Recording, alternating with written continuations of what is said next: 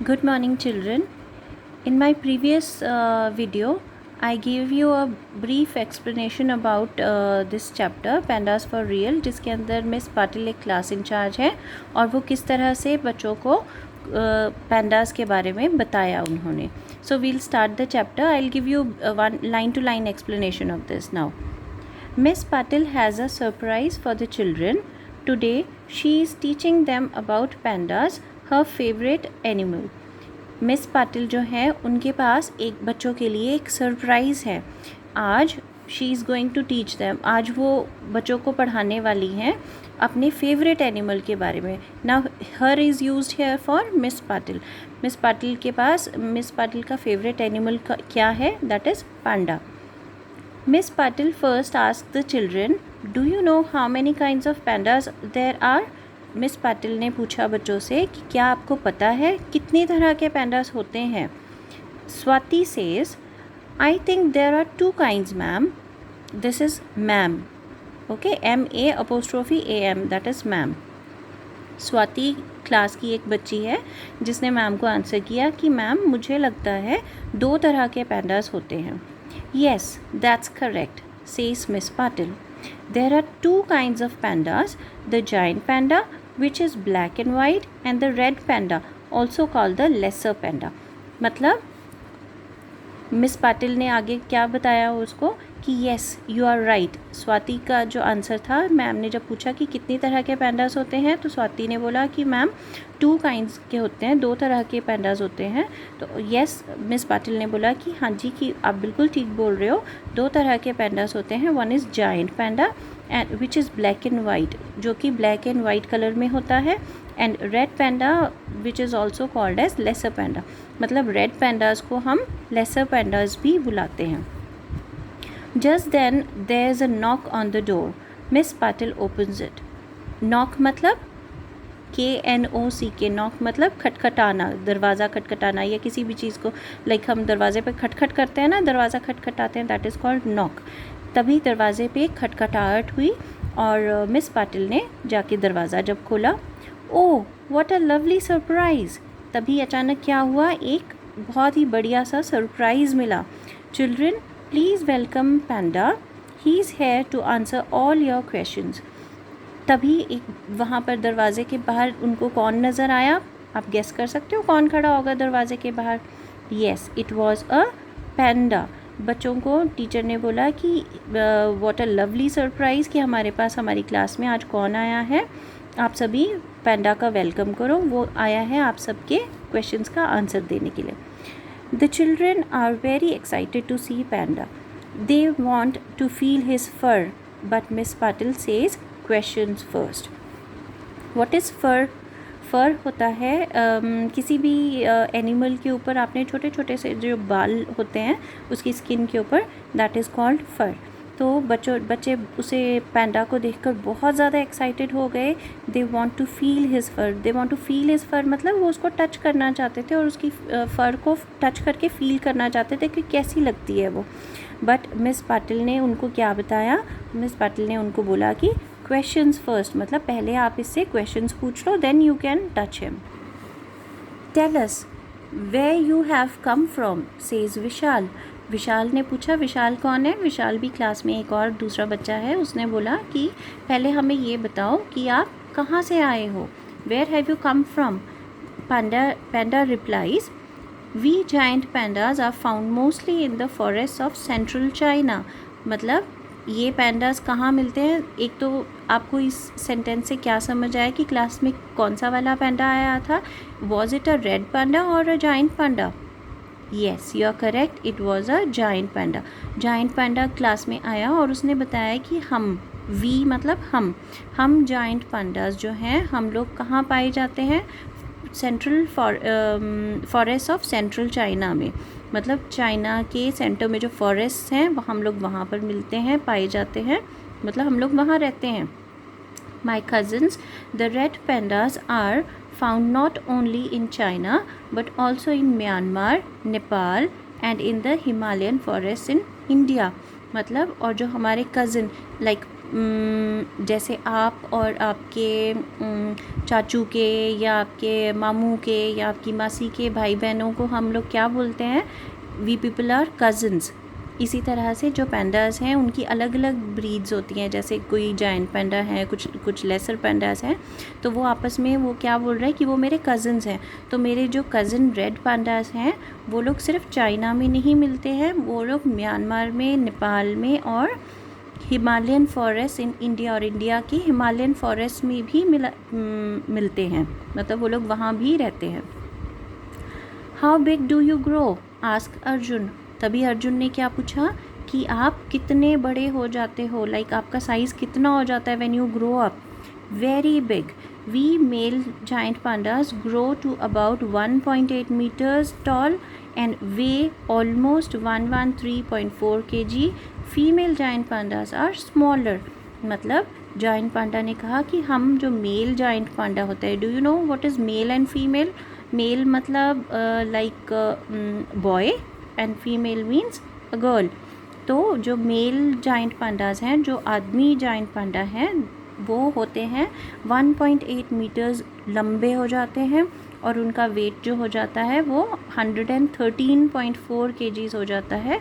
लेकिन उनमें जो फीमेल जायंट पांडास होती हैं वो उन मेल पांडास से छोटी होती है, they are smaller than that. What is your favourite food, ask Smita. Smita ने क्या पूछा कि आपका फेवरेट खाना कौन सा है? My favourite food is bamboo. मेरा फेवरेट फूड कौन सा है? Who is saying this? It is giant panda. Giant panda उनको बोल रहा है कि मेरा फेवरेट फूड जो है वो बैम्बू है, जिसे हम हिंदी में बांस बोलते हैं ना। Give me bamboo for breakfast, lunch and dinner, nothing else.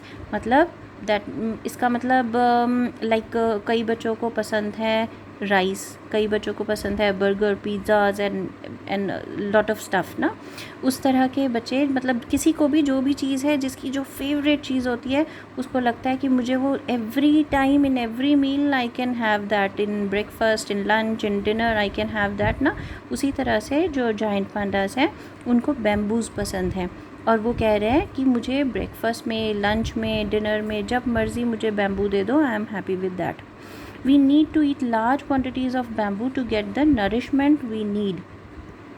Giant panda कह रहे हैं कि हमें बहुत ज़्यादा खाने की ज़रूरत पड़ती है जिससे कि हमें नरिशमेंट मिले। नरिशमेंट मतलब पूरी एनर्जी, पूरी ताकत जो है वो हमें इसी बैम्बू से मिलती है। So that's why. और ये इतने ह्यूज होते हैं, जायंट मीन्स वेरी बिग, तो वो इतने बड़े होने की वजह से उनको बहुत ज़्यादा खाने की ज़रूरत पड़ती है।